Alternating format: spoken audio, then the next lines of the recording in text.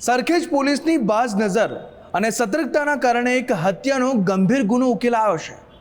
અવાવરૂ સ્થળે હત્યા કરવામાં આવી, તે લાશને ત્યાં જ સળગાવવામાં આવી અને આરોપીઓ ત્યાંથી નાસી છૂટ્યા। તે આરોપીઓને એમ કે અમને કોઈએ ક્યાં જોયા છે, પરંતુ પેટ્રોલિંગમાં રહેતી પોલીસે તે લાશની આગની જ્વાળાઓ જોઈને આ ગુનો ઉકેલી નાખ્યો છે।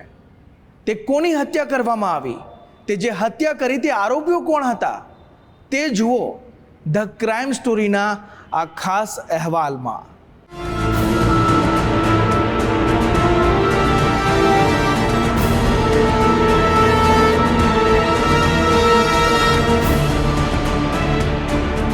અમદાવાદમાં પોલીસ સ્થાનિક સ્વરાજ્યની ચૂંટણીને લઈને એક્શન મોડમાં છે।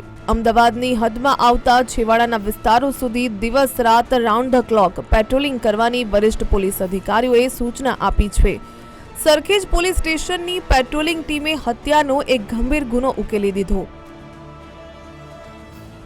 સરખેજ પોલીસના જવાનો મોડી રાત્રે પેટ્રોલિંગમાં વ્યસ્ત હતા, ત્યારે છેવાડાના વણઝર ગામ પાસે આવેલા સાબરમતી નદીના પટમાં આગની જ્વાળા જોવા મળી। આ સમયે નજીક જઈને તપાસ કરતા અજાણી લાશ સળગતી દેખાઈ। પોલીસના જવાનોએ ત્વરિત સ્થળ પર પહોંચી આગને ઓલવી નાખી। આ હત્યા કેસની તપાસ કરતા પોલીસ જવાનોએ નજીકમાં આવેલા કેટલાક પેટ્રોલ પંપના સીસીટીવી ફૂટેજની ચકાસણી કરી, તો ગુનો બન્યો તેના થોડા કલાકો પહેલા જ બે વ્યક્તિઓ કેરબામાં ડીઝલ લઈ ગયા હોવાનું સામે આવ્યું। સીસીટીવી ફૂટેજના આધારે પોલીસે બે ઈસમ જગદીશ ઠાકોર અને દીપક રાવળની ગણતરીના કલાકોમાં ધરપકડ કરવામાં આવી। આ બંને ઈસમોએ પોલીસની પૂછપરછમાં સ્વીકાર્યું કે સરખેજના ચુનારાવાસના જીતેન્દ્રએ તેમને હત્યા માટે તૈયાર કર્યા હતા, જે બાદ ત્રણેય જણાએ મળીને મૃત યુવક જાવેદ ઉર્ફે મરઘી સિપાઈને પૂર્વ આયોજિત ષડયંત્ર રચીને હત્યા નિપજાવી।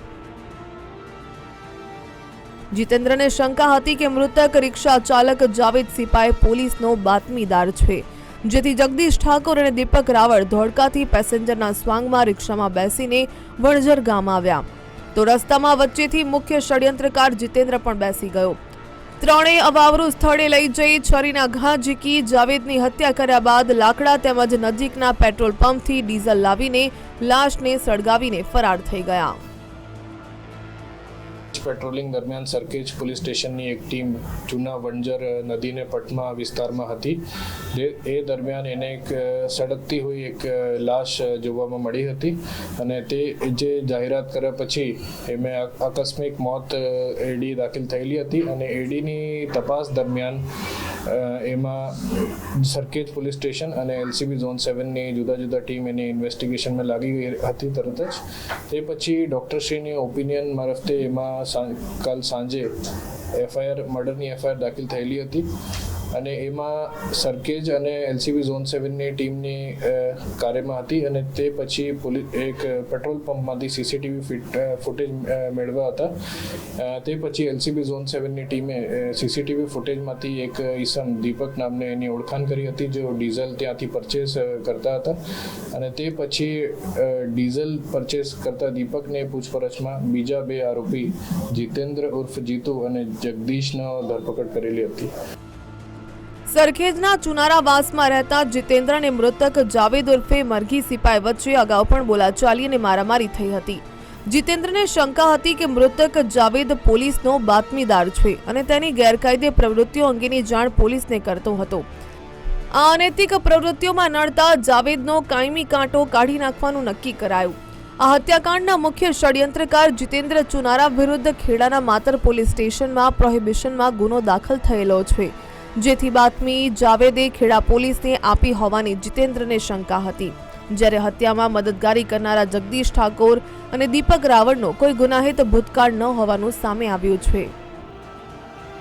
એમાં એને એવું કર્યો હતો કે જો જીતેન્દ્ર મુખ્ય આરોપી છે, જીતેન્દ્ર એને જૂની અદાવત હતી મરણ જનારથી અને મરણ જનાર પોલીસ ઇન્ફોર્મર કરીને હતા, એને શંકા હતી અને એ કરીને એને ત્યાં નદીને પટમાં બોલાવી અને છરીથી ઘા મારી અને તે પછી નદીમાં ફેંકી દીધા હતા અને તે પછી આ ત્રણોને એને ઉપર લાકડા રાખીને અને ત્યાંથી નજીકને પેટ્રોલ પંપમાંથી ડીઝલ લાવીને એને સળગાવી દીધા હતા.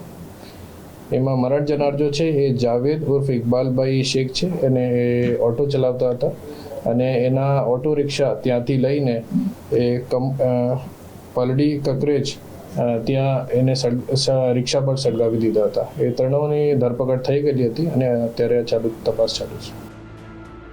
આ હત્યામાં ઉપયોગમાં લેવાયેલો છરો પણ લાશની પાસેથી જ મળી આવ્યો છે. સરખેજ પોલીસની પ્રાથમિક પૂછપરછમાં બાતમીદાર હોવાની શંકાને આધારે જ જાવેદ ઉર્ફે મરઘીની હત્યા કરવામાં આવી હોવાનું જીતેન્દ્ર ચુનારાએ કબૂલ કર્યું છે. જોકે પોલીસની હત્યા પાછળ કોઈ અન્ય કારણ હોવાની શંકાના આધારે ઝડપાયેલા ત્રણેય આરોપીઓની આકરી પૂછપરછ હાથ ધરી છે. મૃતક જાવેદના સ્વજનોએ હત્યા કરનારા ત્રણેય આરોપીઓને આકરી સજા મળે તેવી માંગણી કરી છે. અર્પિત દરજી, ગુજરાત ફર્સ્ટ, અમદાવાદ.